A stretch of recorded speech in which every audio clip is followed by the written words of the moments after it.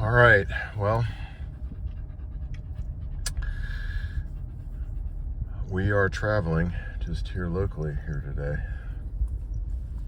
And there's the dog. The cat's back there somewhere. I'm going to deliver some animals, and you're going to see something interesting. I'm just starting moving here, and you'll notice that the speedometer is not working at all. And if you see closely over on the right, it's actually an airbag sensor is tripped, but I'm moving, yet the speedometer is not registering.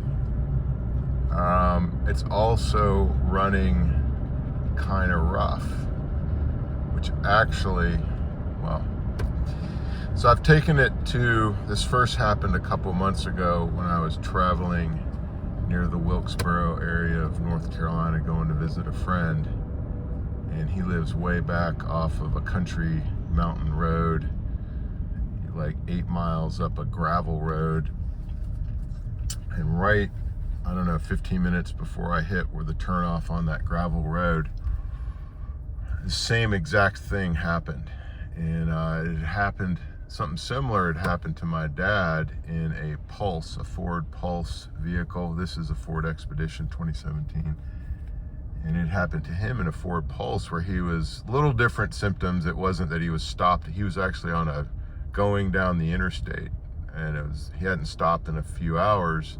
And all of a sudden, he had some of these little intermittent electrical problems, the speedometer going to zero, and then everything just cut off completely, like his power steering, his power brake. I mean, it was very hard to control the vehicle, so he had to just pull off on the side of the road on the interstate. So I thought that might be happening.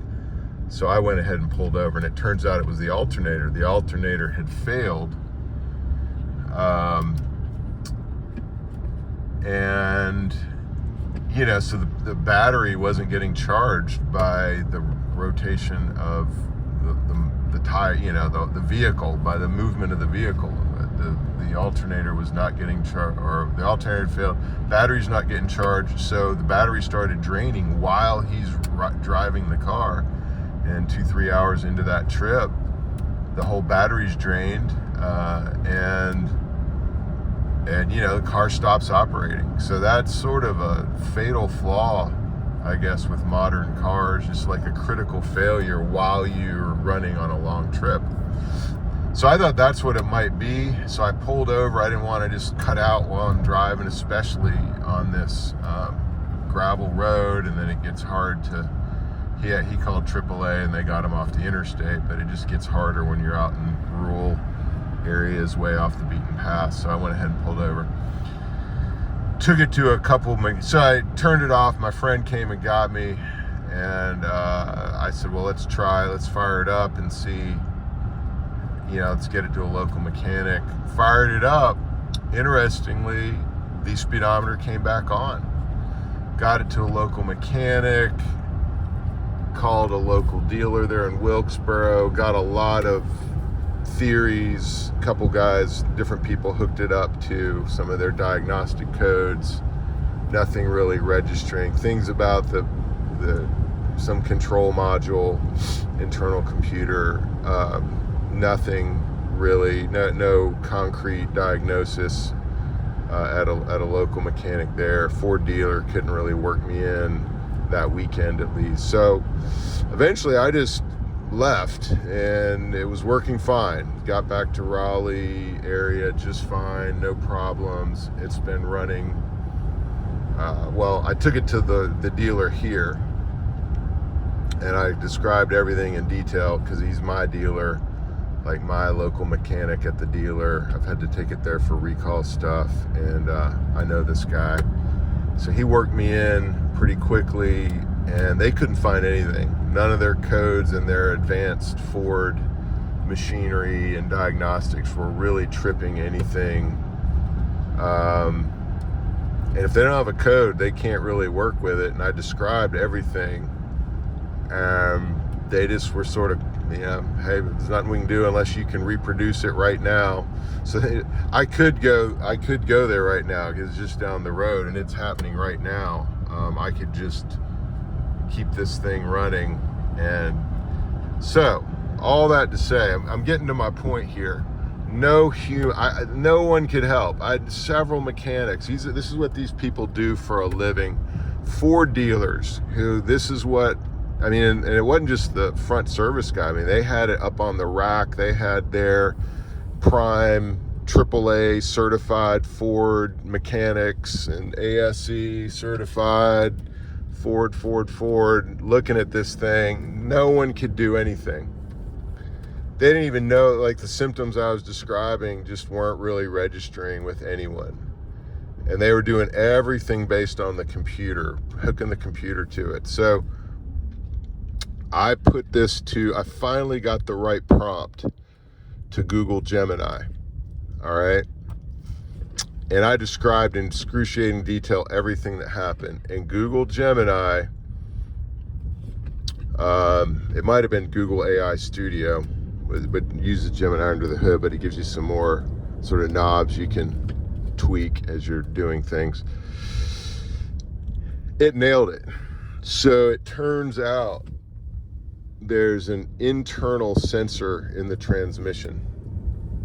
All right. And when this sensor fails, for whatever reason, two of the prime symptoms are speedometer goes to 0, airbag sensor light right there turns on, and it rides rough because it starts in 3rd gear. It's interesting, like that's why it does ride rough, and that was another symptom. So it rides rough in 3rd gear.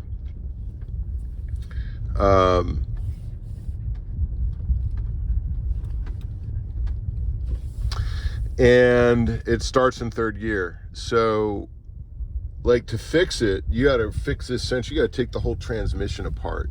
Yet another, in my opinion, design flaw. Like having to take major pieces of components apart to fix something that potentially is going to fail. That's a relatively small part. So the other temporary solution is just to turn the car off and on again, which I had experienced that there in Wilkesboro. The second time I loaded the car, turned the car on, it worked, so anyways, I'm going to do that again here, to quote unquote fix the problem. And Google Gemini, not only, it pointed me to source material as well. It didn't just give me an answer. It pointed to its references, which were car, forums and mechanic forums, where this was discussed, and it nailed the exact symptoms. And I'm like, if I can do this, why can't the mechanics I took this car to do it? Why couldn't Ford do it? They all were clueless at they could have done this and at least said, hey man, we either got to take your transmission apart and replace this sensor, or you can just turn the car off and turn it off, reboot the damn thing, just like you do with computers. If there's a serious issue you can't figure out, you usually just restart, and a lot of times that fixes the problem. So anyways, I think that's probably going to fix it for me here, but I just wanted to sort of record this other AI solution for car repair. It's not really repair, I'm not really fixing it, but I at least know what's going on. I know it's temporarily, I guess, restarting. Hold on a second. Restarting is sort of resetting the sensor, and then everything kind of works. So until the sensor 100% fails, I'm just going to keep doing that. But yeah, that's what we got going on today. So AI car repair. See ya.